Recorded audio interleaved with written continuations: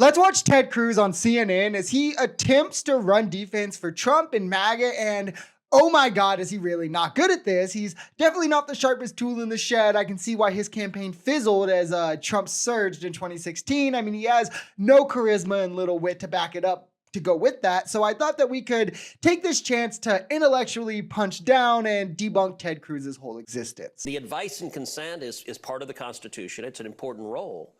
But at the end of the day, and by the way, when Joe Biden was president, that's the same way Democrats approached it, which is they voted to confirm whoever he put up.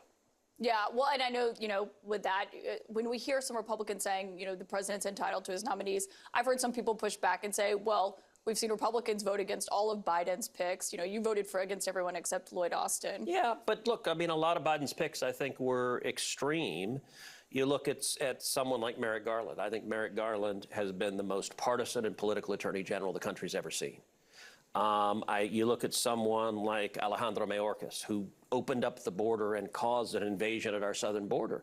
I was surprised Biden did not nominate more moderate candidates. You look at Trump. Trump's nominated several people who were Democrats until like 12 minutes ago. Okay, let's start with this idea that Merrick Garland is radical and the most partisan pick ever. Merrick Garland, literally in the name of not being partisan, drug his feet in prosecuting Trump for 2 years. Like, you understand, MAGA, we could have started these trials in 2022, and we didn't for the sole reason that Merrick Garland didn't want to, because he didn't want to look like he's targeting Trump, which he should have had the foresight to realize, hey, they're going to say I'm doing this no matter what. But of course, he did it, and MAGA just did it anyway. Garland then went on to appoint Robert Hur to investigate Biden, just so it would be fair, since he was already investigating Trump for documents. He said, well, let's investigate Biden as well. Can anyone name one single actual partisan thing that Garland did?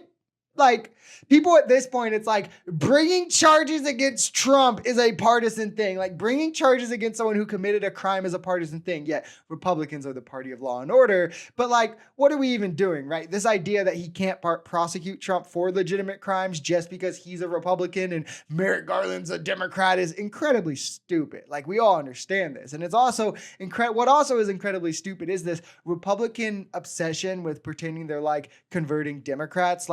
Tulsi Gabbard and RFK are not Democrats. Trump's not a moderate for appointing them. They're radical anti-establishment people. That's it, right?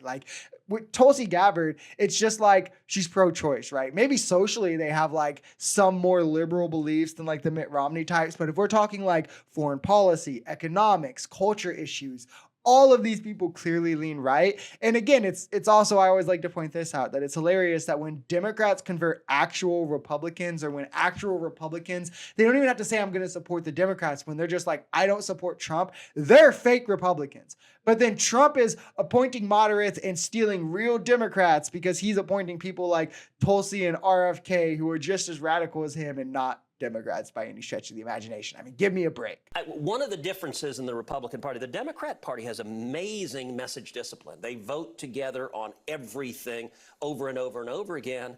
I think Ron Klain would like to talk to Joe Manchin about that, would say he disagrees. Yeah, I wonder if he realizes that Democrats are the reason that Biden didn't get any of his signature legislation passed. It wasn't Republicans, like Joe Manchin, a Democrat, and Kyrsten Sinema, who caucuses with Democrats, by all accounts is a Democrat despite being independent, voted against Build Back Better, refused to support a minimum wage increase, were against the Green New Deal. Meanwhile, on the Republican side, down ballot, they literally campaign on having a 100% voting record with Trump. His SBA pick, Kelly Loeffler, I think, literally ran on that for Senate. One of her biggest talking points was, I've never voted against Trump. Lauren Boebert, Marjorie Taylor Greene, these people highlight this on the campaign trail. The idea that you will never break party lines is something that's only for Democrats when it's a campaign position for Republicans. Meanwhile, literally on the left, it's almost you literally almost get your bona fides by going against the party in part, like, it's like what feeds into the misinformation on the right is this kind of structure where no matter what personal opinion on the right, they're all going to fall in line and back Trump. You know, like, who cares, right? Tucker Carlson has text leaked that he secretly hates Trump. He's still going to do the Trump propaganda, never push him critically, never ask him any questions. Meanwhile, on the left, it's like our biggest creators will all be like, well, we can't really support the Democrats, or there's all these problems with the Democrats, and we have to be able to hold our own accountable and all this. And that just doesn't exist on the right. This is just extreme projection of that from Ted Cruz, from the right onto the left. He's undergoing an FBI background check right now. Will you personally review that FBI background check before you vote yes? I'm confident that I will. And look, I think the FBI background checks are important. I think they're a process. I have reviewed hundreds of FBI background checks in my time in the Senate. It's an important process. So, you think everyone should get one? And I think given the allegations directed against Pete Hegseth, his FBI background check is naturally going to be more important. People are going to look at it and say, all right, there are allegations. Allegations don't mean guilt. So how credible are the allegations? What's the evidence? And I think the background check, and Pete, what he said to me is he's eager to have that process go forward. Do you think there's, given you've reviewed so many, do you think there's anything in it that could change your view of how you're going to vote on him? Well, sure. I mean, a question like that, yeah, if he, killed someone and dragged their body into the woods, I'd vote no. I don't believe that's going to be the answer. Right, but that's not your standard for confirming a defense secretary. Of course not. Surely. I picked an absurd example. But yes, of course, with any nominee, if something comes out about them that nobody knows that is deeply concerning, everyone will. That's why you have advice and consent, because you discover things about people's backgrounds.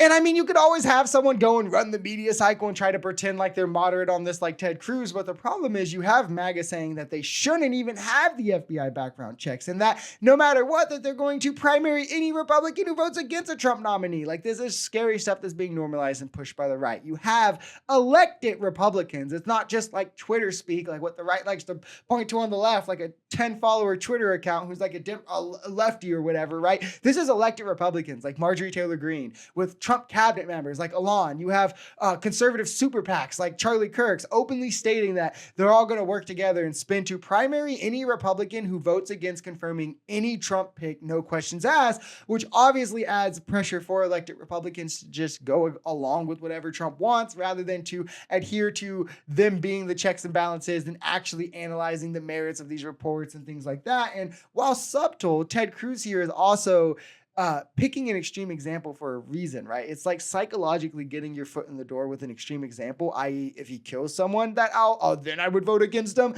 So then if there is something that's found, but obviously it's not going to be extreme as murder by comparison, he can then downplay it and never be held at his word for what he said here when he's projecting like he's moderate. When he goes against that, he can be like, well, it's not like he killed someone and blah, blah, blah, blah, blah, which obviously if you're looking at these things, it sets a pretty dangerous precedence going forward, especially if parties begin to go along with this just as much as Republicans have like dipped their toes into doing this time and just nominating the most extreme candidates for both sides and then pressuring their Senate to go along with it, or else, we're on the left, George Soros is going to spend billions of dollars primarying you if you don't vote for this communist for Senate. Like MAGA's going to cheer it on, but could you imagine how much outrage they would have if the boot was on the other foot? Like, that's where they would draw the line, right? Like sexual assault, misogyny, conspiracy theory, criminal background, all of these is no biggie. Like, point those Trump picks. But if you believe in radical left ideology, no way, Jose. If Biden appoints 5 black people to his cabinet, we have to reject all of them. But the guy who beats his wife, let him on.